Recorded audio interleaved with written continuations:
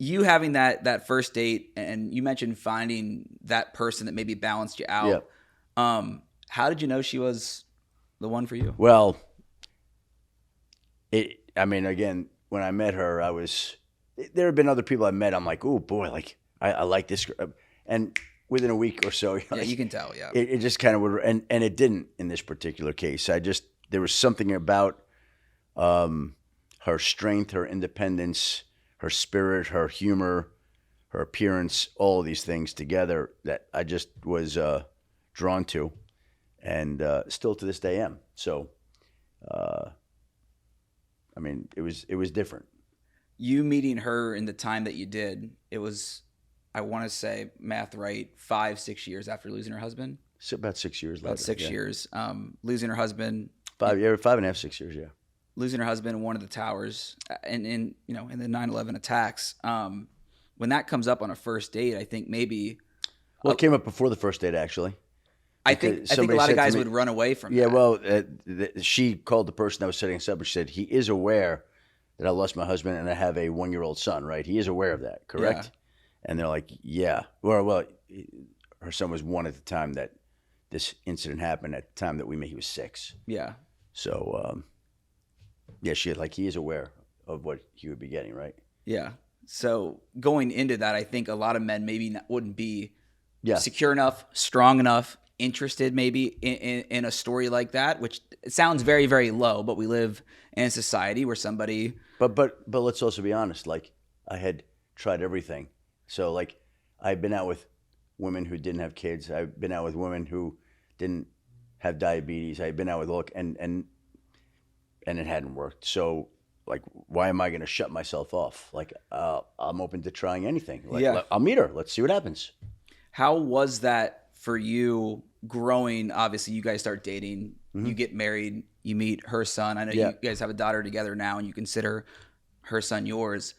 How has that relationship between you and in your family grown in maybe a unique way, where obviously that loss is something that she can never bring back and something that she always is going to have with her, but your whole family, including you and the daughter that you had between you and her, have really embraced and honored him throughout your life. Well, listen, I moved into the house that they bought together.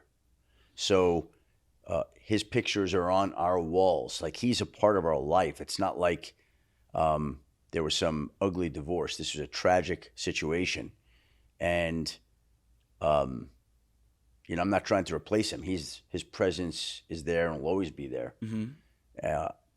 And, we have evolved and we've built our world together. And it's just sort of how it's been over time. Terrible situation for her and the thousands that went through it. She's not alone. But to watch it up close and to know her and Joe Mayo's family, it's the whole thing. Obviously, I don't need to. People know how hard that is. Yeah, what a tragic situation it was. You mentioned how she has been a strength and balance for you. Marriage, 2 people together. It's a team effort. Have you felt like you guys have been able to grow and balance together through not just that, but I mean, she probably didn't know what she was getting in with you, with having maybe a high pressure job. We both didn't know. Yeah.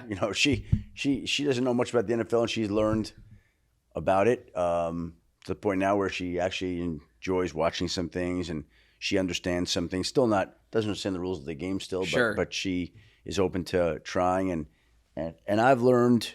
I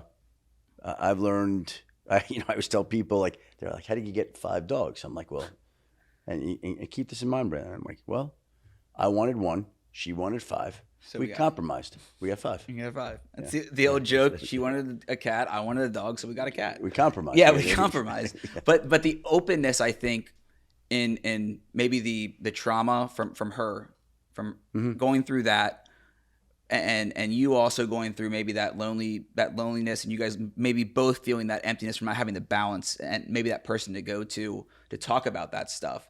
How has that vulnerability together in your relationship helped you personally throughout your life? I don't know. Well, again, when I met her, I was at a low point. I wasn't, I was not real happy.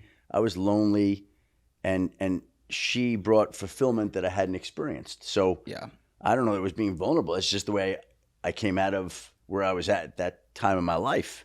And she, she is such a strong person that I don't think that she felt vulnerable. Like she took on the world by herself to raise this young boy that she was left with suddenly and tragically. So I would never use the word vulnerable with my wife. Like I don't view her like that. She's much tougher and stronger than that and me.